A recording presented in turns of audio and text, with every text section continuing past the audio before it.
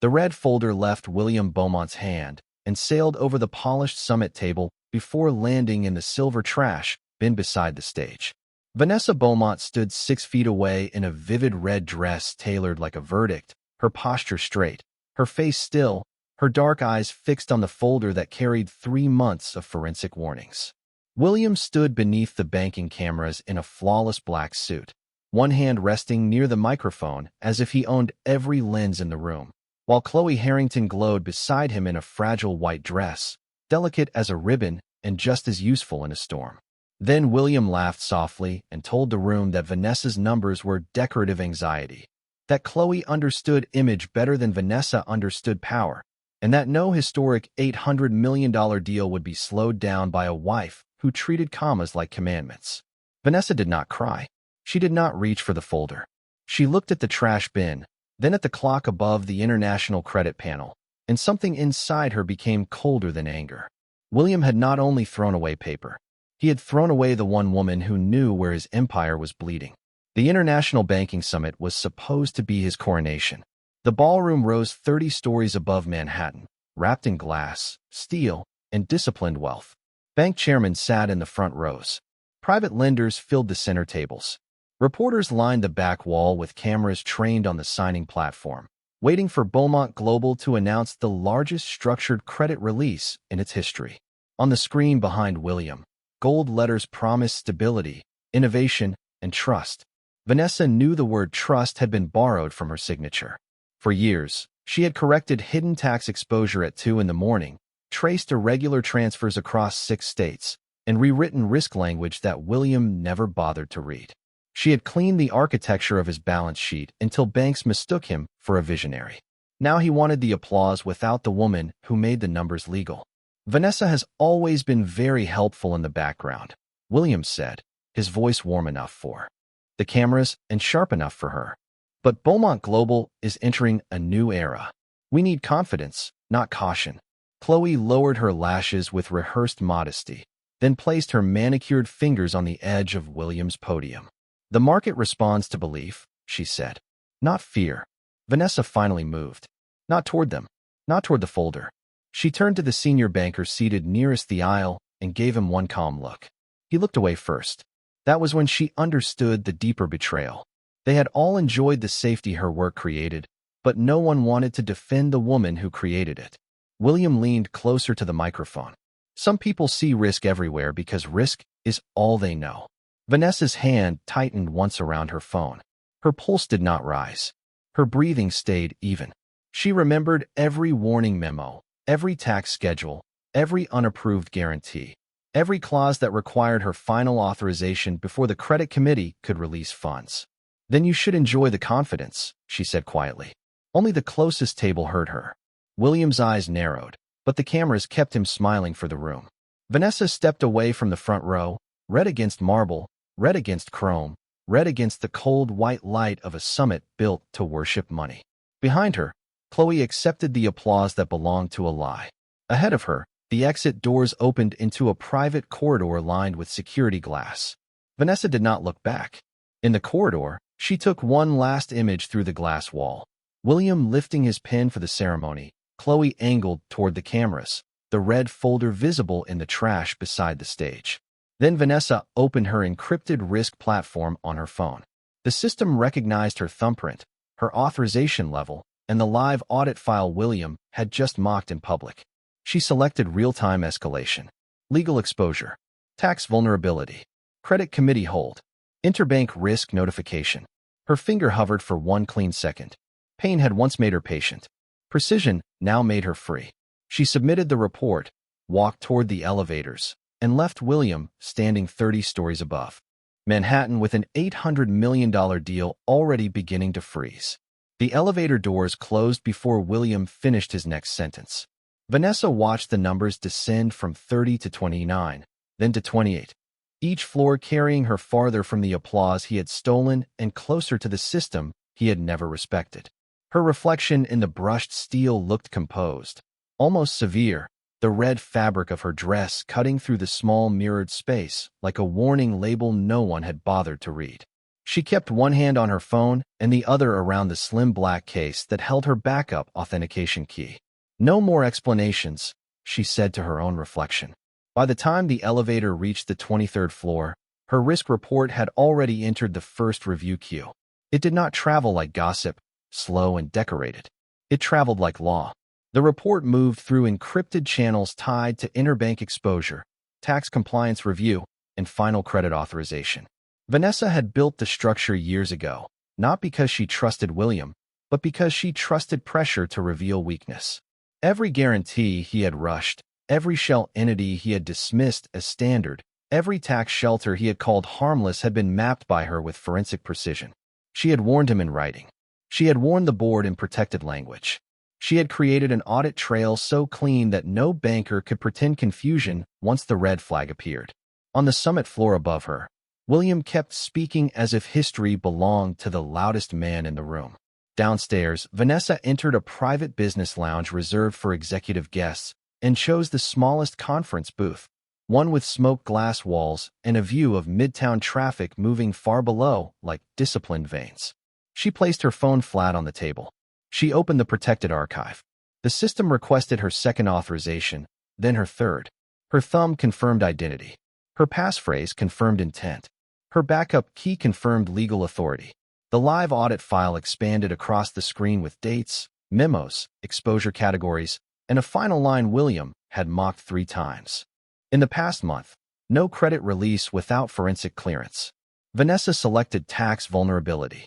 She selected undisclosed guarantee exposure. She selected reputational risk tied to executive misrepresentation. Then she selected immediate credit committee hold.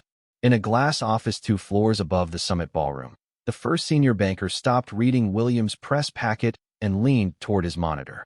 Across the room, a compliance officer opened the same alert and went very still.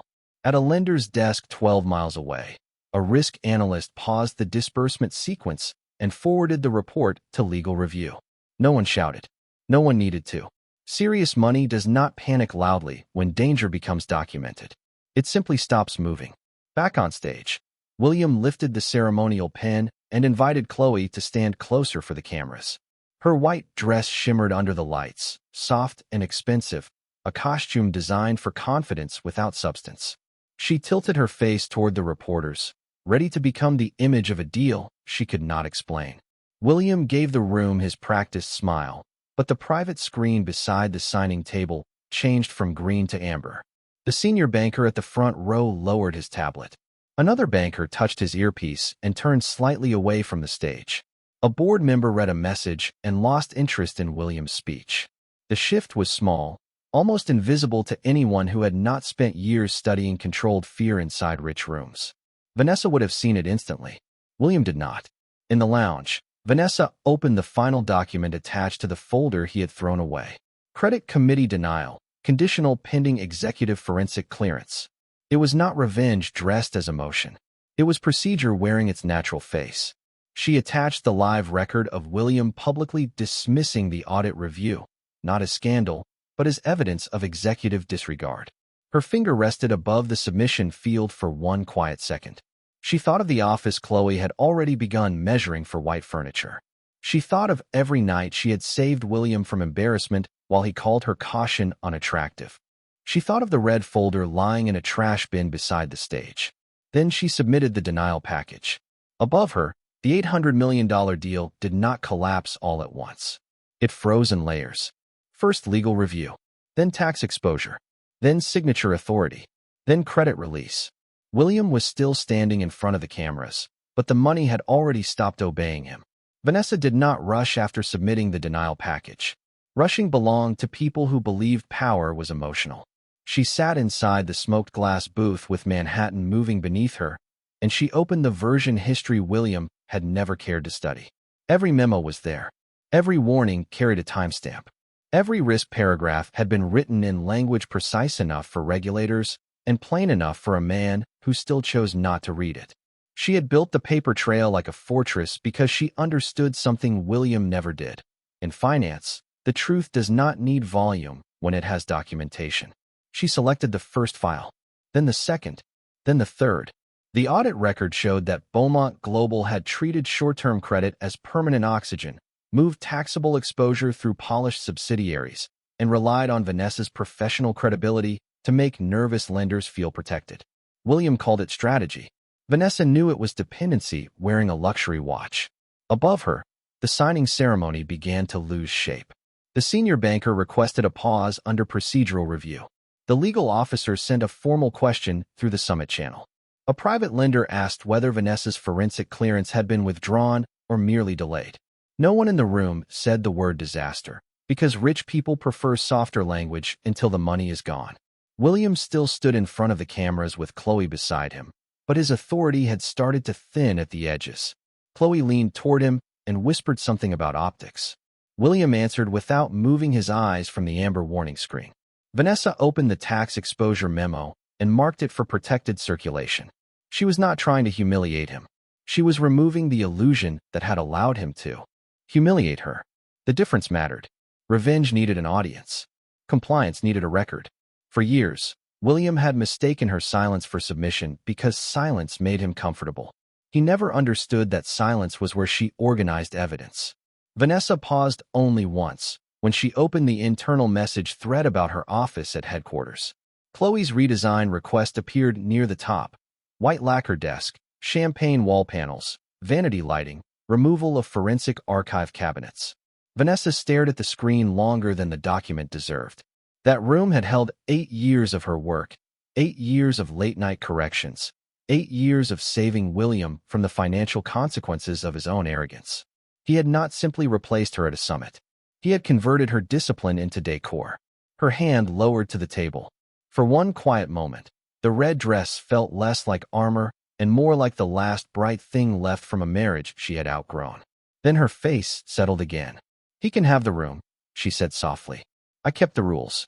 She moved next to the signature authority clause, the one William had dismissed as ceremonial. Under the current risk classification, no release above $500 million could proceed without Vanessa's forensic clearance because the original lender confidence package had been built around her professional certification.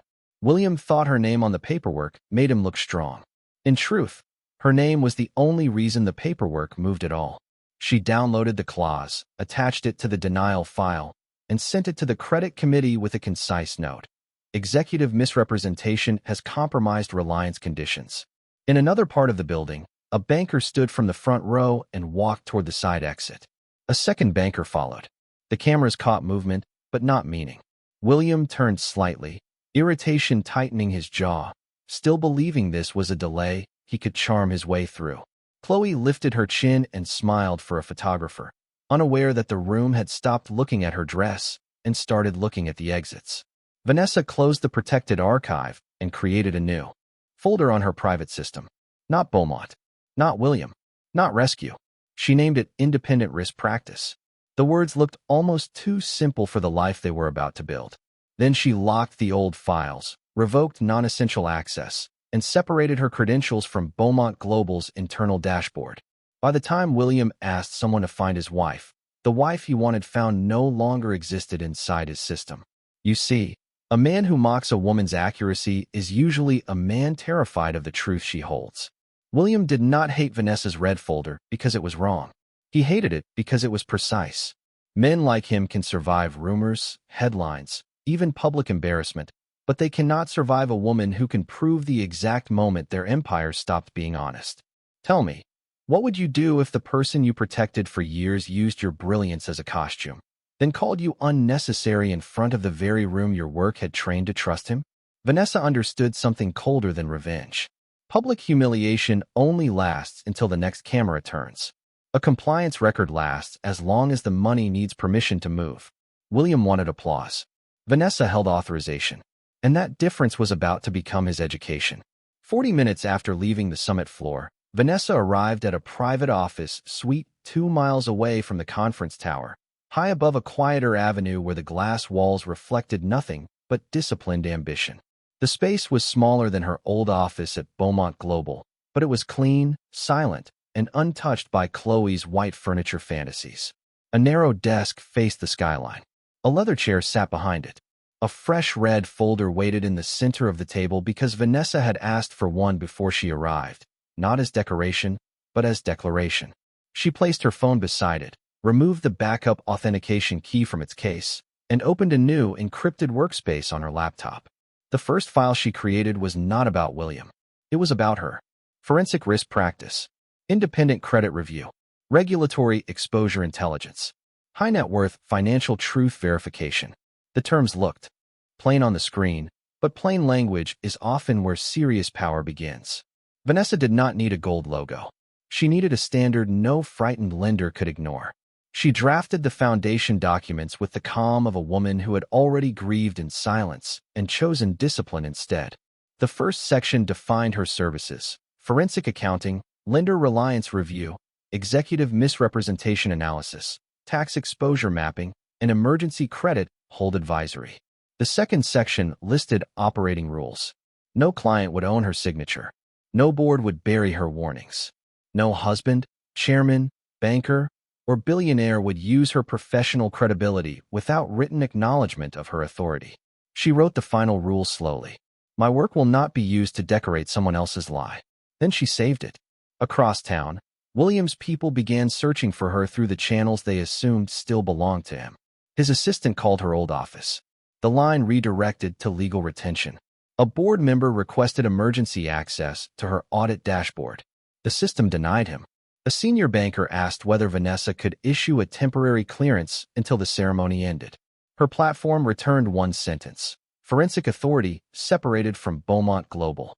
Vanessa read the notification without expression. She did not answer. She opened a new client intake form instead. The first inquiry came from a bank that had once delayed a Beaumont transaction because of her warning language. The message was careful, almost formal, but the meaning was unmistakable. They wanted an independent review of exposure across 3 luxury acquisition funds before approving new credit. Vanessa leaned back, the red of her dress stark against the white walls, and for the first time that day the silence around her did not feel like abandonment. It felt like ownership. She accepted the inquiry. Then she moved to the next task: corporate separation, credential revocation, personal liability protection, archive preservation. Every step removed another invisible hook William had left inside her life. By late afternoon, the office lights warmed to a soft amber glow, and the skyline sharpened into evening steel. Vanessa stood, carried the fresh red folder to the desk, and placed inside it the first printed page of her new practice standards. No cameras watched. No applause followed. That was fine. She had spent years making William look powerful in rooms that misunderstood power. Now she was building a room where the truth would not need permission to sit at the head of the table. The first 72 hours of Vanessa's new practice did not look dramatic from the outside. There were no champagne launches, no glossy announcements, no white floral arrangements designed for photographs. There was only a small office kept at 68 degrees, 3 secured monitors, 1 red folder on the desk, and a woman in a red tailored suit turning private devastation into operating policy. Vanessa chose restraint because restraint had always been her sharpest instrument.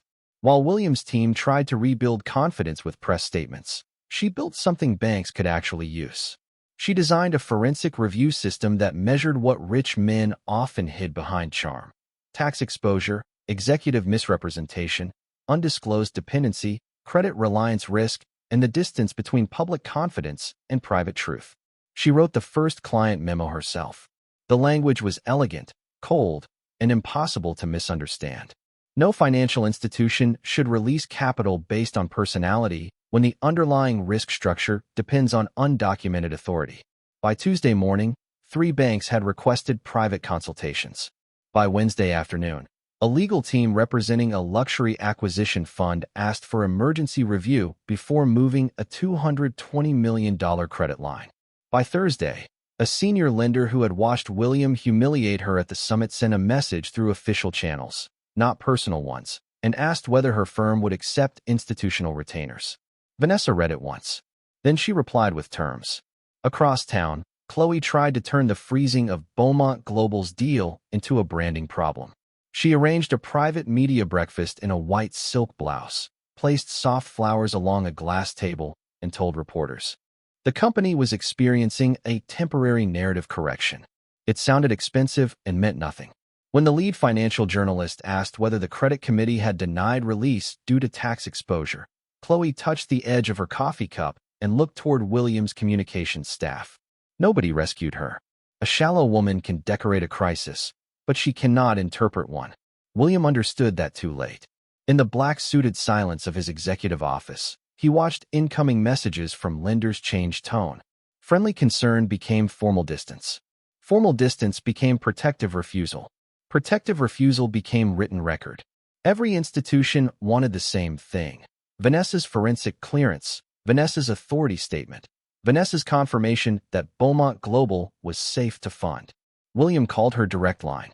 Disconnected. He called through the board. Declined. He sent the quiet assistant to her old office, only to find forensic cabinets removed, access logs sealed, and Chloe's decorators standing in the doorway with fabric samples no one cared about anymore. Find her, William said. His voice carried order, but not control. Vanessa was not hiding. She was simply no longer available to be used. She spent that afternoon meeting with bank counsel inside her new office, the red folder placed between them like a boundary. She did not raise her voice. She did not mention the trash bin. She walked them through exposure models, lender reliance clauses, and the danger of attaching trust to a man who publicly mocked the professional basis for that trust. The bank's counsel took notes. The bankers listened. Vanessa watched their faces change as they realized she was not selling revenge. She was selling survival.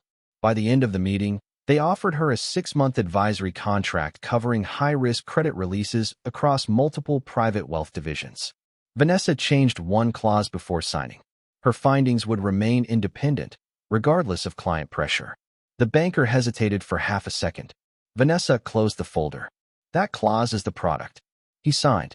That evening, as the city lights hardened across the windows, Vanessa printed her first official firm standard and placed it inside the red folder.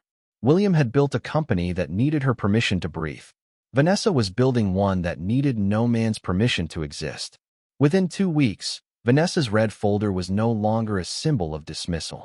It became a private signal passed across conference tables where serious lenders measured danger before it became public loss. Her firm did not advertise, yet the calls kept coming through secured channels from banks, family offices, legal teams, and acquisition committees that had learned one brutal lesson from Beaumont Global. Glamour could not underwrite risk. Vanessa refined her system into a 3-tier review that separated clean capital from disguised exposure, polished executive language from accountable truth, and confidence from evidence. She made the market slower, but safer. That made her expensive. More importantly, it made her necessary. On a clear Friday morning, she entered a 46th-floor banking conference room in a red suit cut, with quiet authority, carrying a slim leather case and the new red folder under one arm. 12 senior lenders were already seated. No one introduced her as William's wife. No one asked about Chloe. The chair at the head of the table remained empty until Vanessa reached it.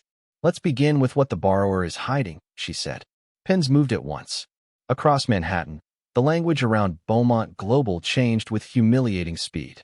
Investors who once praised William's instinct now asked who had verified his instinct. Reporters who once photographed Chloe's white dress now requested comment on her lack of crisis qualifications. Bankers who once laughed politely at William's jokes now sent his calls to legal review. His black suits still looked immaculate, but immaculate fabric could not warm a frozen credit line. Inside Beaumont Global, the board shifted from loyalty to self-protection. They requested exposure reports William could not interpret, lender memos he had not read, and authorization clauses he had once called ceremonial. "Get Vanessa on the phone," he ordered. The quiet assistant lowered her eyes. "She requires formal institutional communication." The words landed harder than insult because they were procedural. Chloe tried to reclaim attention by arranging a charity luncheon in white satin, hoping society would remember beauty before balance sheets. But the room had changed. A private banker avoided her table. A luxury editor asked whether she had reviewed the tax exposure before promoting the deal. A board spouse excused herself after 5 minutes and did not return. Chloe's smile stayed polished, but her usefulness was dissolving in public. She had been chosen to make decay look elegant. Now everyone could smell the decay beneath the flowers. Vanessa watched none of it directly. She did not need to. Her dashboard showed the market's real confession. 3 Beaumont-related credit applications flagged. 2 lender consortiums requesting independent review. 1 private wealth division adopting her firm's risk standard as mandatory policy for deals above $250 million. Influence did not arrive with a crown. It arrived when other people changed their rules to match yours. That evening, Vanessa stood alone in her office as the city darkened into steel and gold. The red folder lay open on her desk, not as evidence against William now, but as the first artifact of a new institution. She added a final line to her firm's market standard: no capital should move faster than truth can verify. Then she approved the document for distribution. In the same hour, a senior banker sent William a formal notice. The $800 million release would remain suspended unless Vanessa Beaumont issued independent forensic clearance. William read the message twice. His hand tightened around the phone. For the first time in his career, the market was not asking him what he wanted. It was asking her what was true. The formal credit release hearing was scheduled for 9 o'clock on Monday morning, and William arrived as if tailoring could still pass for authority. His black suit was perfect, his shoes were polished, and his legal team moved around him with the tense obedience of people who knew confidence had become a costume. The boardroom at Beaumont Global had been redesigned for the signing ceremony, with a long glass table, lender screens along the wall, and a central display prepared to show the $800 million release moving from conditional approval to funded status. Reporters waited behind a velvet line because William still believed spectacle could pressure procedure into obedience. Chloe stood near the media riser in a white dress so delicate it looked almost unreal beneath the cold office lights, holding a tablet filled with talking points she did not understand. William lifted his pen. The senior banker did not lift his eyes. "We are ready to proceed pending forensic clearance," the banker said. William's mouth tightened. "You have our full executive assurance." The banker touched the screen. "That is not the required instrument." The room became quiet in a way William could not command. On the central display, the release sequence opened line by line. Borrower identity confirmed. Collateral package reviewed. Legal exposure pending. Tax exposure unresolved. Reliance authority withdrawn. Forensic clearance absent. Then the final number appeared with the mercy of a blade hidden inside mathematics. Credit disbursement approved. $0. William stared at it. His pen remained above the document, but his fingers had lost their certainty. The line of his throat shifted once, as if words had risen and found no exit. No one needed him to fall apart. It was worse that he stayed standing. His body remained upright while the myth inside it cracked in full public view. A board member turned away first. Then another lowered his papers and began typing a private message. The lead journalist looked from the screen to William's frozen hand, and the story rewrote itself before anyone said a word. Historic expansion became compliance failure. Visionary CEO became executive dependence. Strategic delay became lender refusal. William tried to speak, but only a thin breath came out before he forced his jaw shut. The senior banker slid a formal notice across the table. The committee cannot release funds without independent confirmation from Vanessa Beaumont.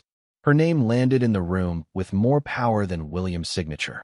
Chloe stepped forward, her white dress catching the light like fragile porcelain.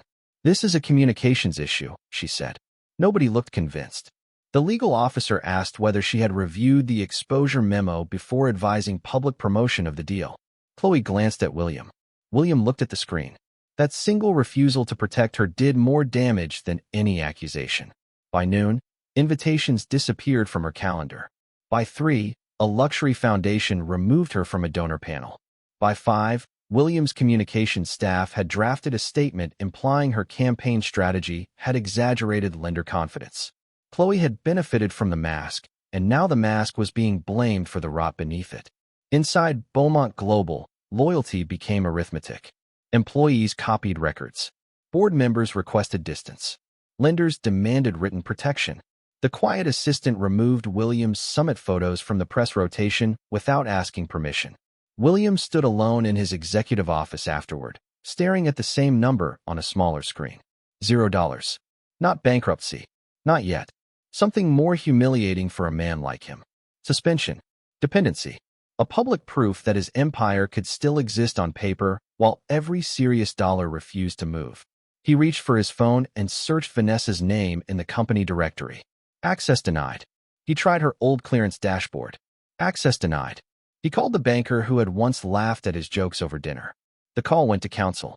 Outside his glass wall, people moved quietly, carefully, already learning the posture of a company preparing to survive him. William looked again at the screen, and for the first time, he understood the red folder had not been a warning about numbers. It had been a warning about who owned the truth. The meeting William requested was not held in his office. Vanessa chose neutral ground, a private executive conference room on the 42nd floor of a lender's headquarters, where the glass walls faced Midtown and the table held only water, legal pads, and a single red folder. That detail alone unsettled him. A man who had once controlled the room by owning the building now had to present identification at the lobby desk and wait while security confirmed his appointment. He arrived in a black suit that still fit perfectly, but confidence no longer fit him the same way. Chloe came with him in a white dress, softer and quieter than before, standing half a step behind as if distance could protect her from responsibility. Vanessa entered last in a structured red suit, carrying no apology, no anger, and no trace of the woman who had stood 6 feet from a trash bin while he laughed. The senior banker remained near the wall. The legal officer opened the file. Vanessa placed the red folder at the center of the table. "This is not a reconciliation meeting," she said. William's hand moved toward the chair, then stopped. "I need clearance," he said, and the plainness of it made the room feel colder. Vanessa looked at him for one full second. Years of marriage had taught her the difference between regret and inconvenience. William did not miss her. He missed the access her name gave him. He did not fear losing love. He feared being seen without the machinery she had built beneath him. "You need the market to believe you are safe," Vanessa said. "Those are not the same thing." Chloe tried to speak, but the legal officer turned one page and asked whether she had ever reviewed the Reliance package before advising media promotion. Her lips parted, then closed. There was no charm available in that kind of question. William leaned forward. "Vanessa, we can restructure your role. Publicly. Whatever title you want." The words were dressed as generosity, but the bones of control remained inside them. Vanessa opened the folder and slid 3 documents across the table: forensic exposure summary, lender reliance breach, and conditional asset transfer terms. "You still think power is something you give me?" William's face hardened. "I built Beaumont Global." Vanessa's eyes did not move from his. "No, William. You performed it." The silence that followed had weight. Even Chloe looked down. Vanessa tapped the first page with one finger. "You did not throw away my folder. You threw away the only proof that your empire was ever safe." William's throat shifted, but no answer came. His fingers rested beside the documents, not touching them, as if paper had become a dangerous surface. Vanessa continued. The $800 million release would not be rescued under his old structure. Clean assets could move into a new compliance-controlled framework. Existing exposure would be isolated. Lender protection would supersede executive preference. Her firm would oversee forensic review, credit protection, and ownership terms. William would retain a reduced position only if the board accepted strict oversight and if all public materials acknowledged the prior reliance on Vanessa's professional certification. Chloe's face paled beneath the expensive calm she tried to hold. There was no place for her in the documents. No advisory seat. No communications authority. No office stolen from another woman's labor. William looked from the folder to Vanessa, and the old instinct rose in him. The urge to command, flatter, punish, or rewrite. None of it survived the room. Every person present was there because of procedure, and procedure now belonged to her. "If I refuse," he asked, barely above a controlled breath. Vanessa closed the folder. "Then the money stays at 0. The sentence did not need volume. It carried the force of every warning he had mocked. William looked through the glass wall toward the city he once believed would always answer to his name. For the first time, he understood that Vanessa had not come to destroy him. She had come to remove herself from the lie that kept saving him. He reached for the pen. His hand trembled once before he signed. Power rarely announces itself when it is real. It simply stays when everything else collapses. Betrayal has a price, but not always the price people expect. Sometimes the betrayed woman does not break in public, does not beg for loyalty, does not turn pain into spectacle. Sometimes she studies the room, remembers the insult, and lets the truth collect interest. William believed humiliation was a weapon because he understood performance better than consequence. He thought throwing away Vanessa's red folder would make her small. Instead, it revealed how much of his empire had been standing on work he never respected. Tell me, what is more dangerous to an arrogant man than a woman who no longer needs him to admit her value? Vanessa did not win because she wanted revenge to look beautiful. She won because she stopped donating her brilliance to a lie that kept calling itself love. 3 months later, the lobby of Beaumont Global no longer carried William's authority. The building still rose above Manhattan in glass and pale stone, but the energy inside had changed. The security staff stood straighter when Vanessa entered, not from fear, but from recognition. She wore a vivid red coat over a tailored dress, the color clean and commanding against the quiet marble floors. In her left hand was a new red folder, slim, precise, and sealed with the first official standard from her expanded firm. Outside, the temperature had dropped to 42 degrees Fahrenheit, and the avenue moved in silver morning light. But inside the lobby, every surface seemed to wait for her decision. The board had approved the transfer 2 weeks earlier. Under the lender-approved restructuring, the strongest assets had moved into her control because she had insisted truth come before speed.